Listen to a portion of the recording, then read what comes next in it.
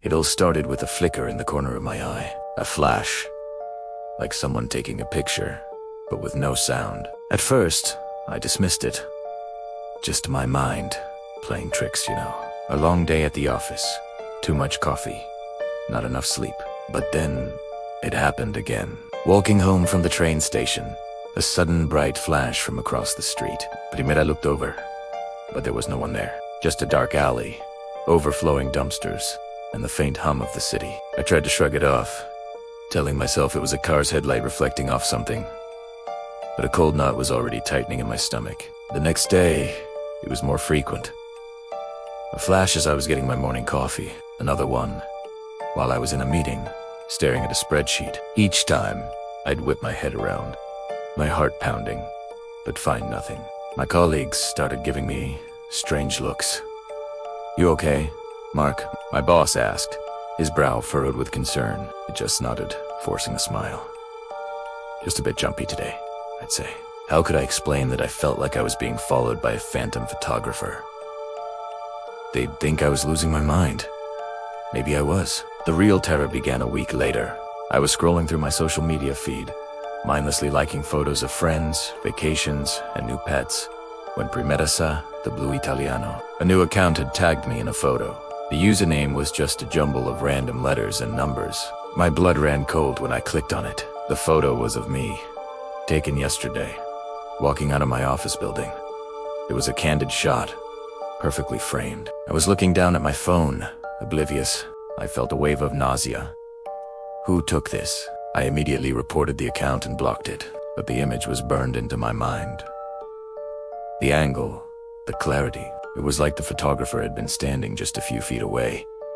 That night, I barely slept. I kept replaying the image, the anonymous account, the flashes. I double-checked the locks on my doors and windows, peering through the blinds at the empty street below.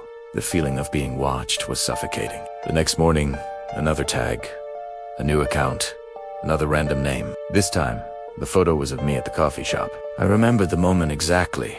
The flash had been so bright I'd spilled a little of my latte on my hand. In the photo, you could see the dark liquid dripping from my fingers. My expression was one of pure, startled confusion. They weren't just taking pictures.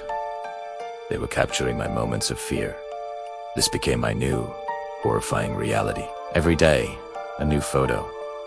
Me at the grocery store, struggling with a broken paper bag. Me waiting for the bus, drenched in a sudden downpour. Me sitting alone on a park bench, looking exhausted and defeated. Each photo was a slice of my life, a private moment stolen and put on display. The accounts were always new, always anonymous. Reporting them did nothing. A new one would just pop up the next day. I started to become a recluse. I stopped going out, unless I absolutely had to. I worked from home, had my groceries delivered, and ignored calls from friends. My world shrank to the four walls of my apartment. But the flashes didn't stop. Now, they were happening inside my home. A flash from the dark hallway as I walked to the kitchen. A flash from behind the shower curtain. I'd searched frantically, my heart hammering against my ribs, but there was never anyone there. The paranoia was eating me alive. I felt a constant, prickling sensation on the back of my neck. The phantom weight of a lens trained on me. One evening, desperate, I covered all the windows with blankets and sat in the near-total darkness of my living room. I thought, if they can't see me, they can't photograph me. For hours, there was nothing. A fragile sense of relief began to wash over me. Maybe it was over. Then, a blinding flash erupted from the corner of the room, right next to me. I screamed, scrambling away, knocking over a lamp. In the split second of brilliant light, I saw him.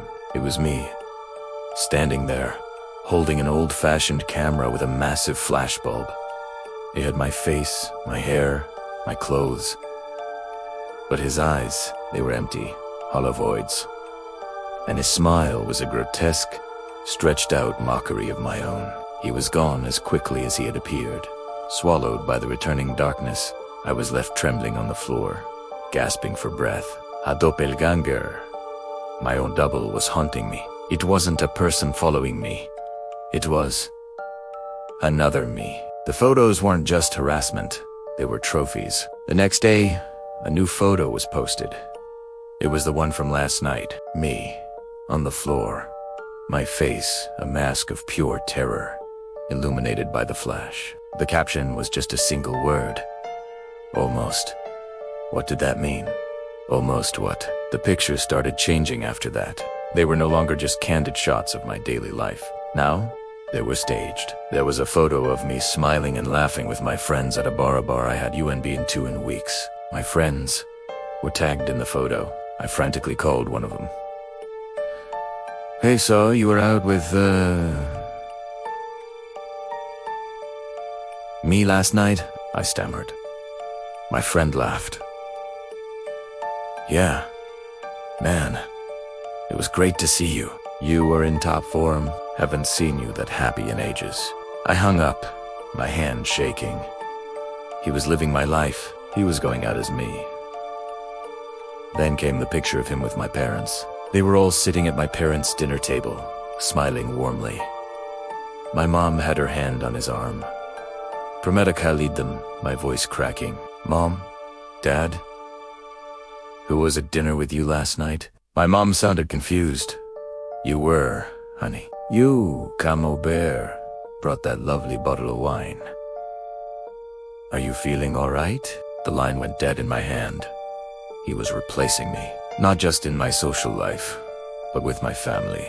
He was erasing me, one photo at a time. The world was accepting this copy as the real me, and the real me was fading into obscurity, a ghost in my own life. The final photo appeared this morning. It was posted from my own social media account. I had been locked out of it for days. The picture was taken inside my apartment. It was a selfie. He was standing in my living room, wearing my favorite sweater. He was smiling that same awful, stretched smile. But this time, his eyes weren't empty. They were looking directly into the camera, filled with a triumphant, malicious glee. The caption read, "Finally." And as I stared at the image on my phone, sitting here in the dark, I heard a key turn in my front door. The door I know I locked. The door to my apartment, it's creaking open now. I can hear his footsteps, slow and deliberate, walking down the hall. They're my footsteps. He's humming a tune that I often hum when I'm happy. And I can see it under the door. A flicker, a bright, brilliant flash.